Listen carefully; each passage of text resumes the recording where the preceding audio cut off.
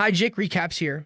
Today I am going to explain a movie called Rambo Last Blood, where a war veteran saves his niece and takes brutal revenge on a criminal cartel. During a severe storm, the rescuers look for missing tourists as a volunteer, John Rambo, an elderly Vietnam veteran and an excellent tracker, helps them. He manages to save a young girl, but the couple dies. John returns home to the farm, takes some pills, and drinks tea with his relative. It's a heartache and remembers the people he could not save. Rimbaud also remembers his brothers who died in the war. He goes to the underground labyrinth and sits alone. Only this helps him survive the pain. In the morning, John rides a new obstinate stallion and has breakfast, and then goes to his favorite underground labyrinth, where he is tormented by Vietnamese flashbacks. To cope with difficult memories, he is helped by physical work. He forges a knife, and his niece Gabriella, a very young girl, brightens up his life. She's going to go to college. The old man loves her. They ride horses together, and he even allows her to invite friends over and show them the underground tunnel. In the evening, Gabriella spends time with her friends in her uncle's labyrinth.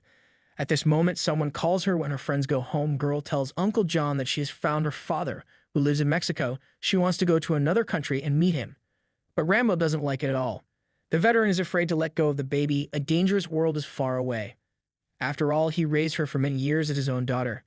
In the morning, Gabriella insists on her own. She wants to see her own father and ask in person why he left her. John and her grandmother are trying to dissuade her. We learn that Gabriella's mother died of cancer many years ago, and her father was never interested in her life. Girl agrees with the arguments of her relatives and pretends leave to study, but turns the other way. Gabriella comes to Mexico to her friend, and in the evening he takes her to her father. Dear father does not burn with the desire to communicate with his daughter. He says that he never wanted her and advises not to look for a meeting with him anymore. The girl runs away in tears to console Gabriella. Her friend brings her to a nightclub. There, young beauty meets a guy. He treats her to a drink and pours something into a glass. In the next scene, we see bandits making a deal. This is a criminal cartel where girls are sold in a brothel, and John finds out that his niece went to Mexico and disappeared. He gets into the car and goes in search of her. Gabriella finds herself in a terrible basement along with other similar girls who were captured. The main bandit threatens them with reprisals if they escape. Gabriella weeps bitterly from fear and without strength. John Rambo arrives in Mexico, and the first thing he meets is the girl's father. But he, of course, does not know where she is. Then the veteran finds Gabriella's friend. She says that she got drunk at the disco and they got lost. Like, you can't fool Rambo. He notices Gabriella's bracelet on her hand, which she once gave mother, and immediately guesses that a friend sold his adopted daughter into slavery. The girl brings John to the nightclub and shows the same guy who took away his niece on Rue Rimbaud, attacks him and demands to tell where Gabriella is. He is silent. Then the war hero beats him, forcibly put in a car, and leaves. At this time, for some woman, a guy shows Rimbaud where's the brothel when the sold girls are delivered. The veteran knocks him out and goes to help his niece. But getting into the gangster's lair is not so easy after all. There are armed people around at this time. The cops come to the brothel, but not to free them, but to take full advantage of the girls. They brutally grab Gabriella and do everything to her, and the pimps say that the captives will have to work hard and serve 40-50 men a night. At this time, Rimbaud is surrounded by bandits. They find a photo of Gabriella in his wallet, and they brutally beat him. They leave John alive so that he suffers every day from the realization of how mercilessly they torture his girl. In parting, the criminals leave a mark on his cheek. Beaten John Rambo is picked up by a woman who has been following him all this time. The bandits drug Gabriella with illegal substances, and they leave their mark on her face. Rimbaud is examined by a doctor, a veteran. For a long time, he is unconscious, and only after 4 days he comes to his senses. The woman who saved him calls herself Carmen. She's an independent journalist and has been tracking down the criminal cartel for a long time. 2 years ago, the Martins brothers stole her sister. After that, the girl was found dead. John asks Carmen to help him find his niece. Rimbaud comes to the brothel disguised as a client. He brutally beats the guards and finds Gabrielle in a semi-alive state.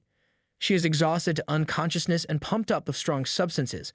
The monsters mocked her for several days. John takes her in his arms, puts the car, and takes her home, and the bandits are furious and go after them in pursuit. In the car, Gabriella asks her uncle for forgiveness, but he says, which is not at all offended by her. After all, it was she who filled his life with meaning. The girl closes her eyes forever and dies. John mourns her, and in the morning he brings the bodies home to bury them with dignity. Rimbaud advises grandmother Gabriella to go to live somewhere else, and he himself prepares for a meeting with a bandit group. John carries out thorough work and strengthens his underground labyrinth.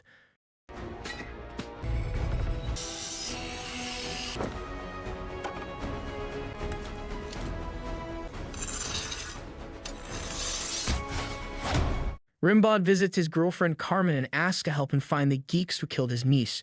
The journalist tries to convince him to forget everything and start living again, but the veteran is adamant and dreams of cruel retribution. He violently kills one of the Martinez brothers who own the criminal cartel and leaves a photograph next to his body. The deceased Gabriela, the surviving brother, comes to furious and gathers his entire gang to take revenge.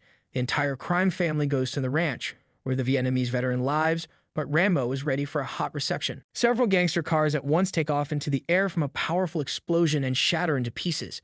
The criminals grab their guns and run to the house, but many of them die immediately. After all, arrows are flying at them at this moment. Rimbaud jumps out of the ground and shoots his opponent in the back and then hides in the cellar. A bandit has to go down. They go through the underground labyrinth, but some of them immediately get deadly bullets. To further confuse criminals, Rambo turns on the music to the fullest. He kills a few more thugs with ease, some getting covered on the bomb while others fall into his deadly traps. And now almost all the thugs are killed. The most important of them, Martinez, the bandit, manages to shoot Rambo, but the hero doesn't care and he slips away after all. He feels like a fish in water in his underground labyrinth. John gives Martinez a paration that his days are numbered. The head of criminal family runs through the tunnel, but bombs explode at almost every step. He gets out of the maze and finds himself in a barn, where Rambo fires several arrows at him. The bandit is chained to the wall and cannot move, but is still alive. John gives him the last most powerful blow and tears his heart out of his chest in the same way how he ripped out his heart when he killed his adopted daughter. A bloody, wounded Rambo leaves the barn and sits on his favorite chair on the porch. He promises to do everything possible so that the memory of his dead relatives and friends will live forever. And here movie ends. Thank you for watching and see you on the channel.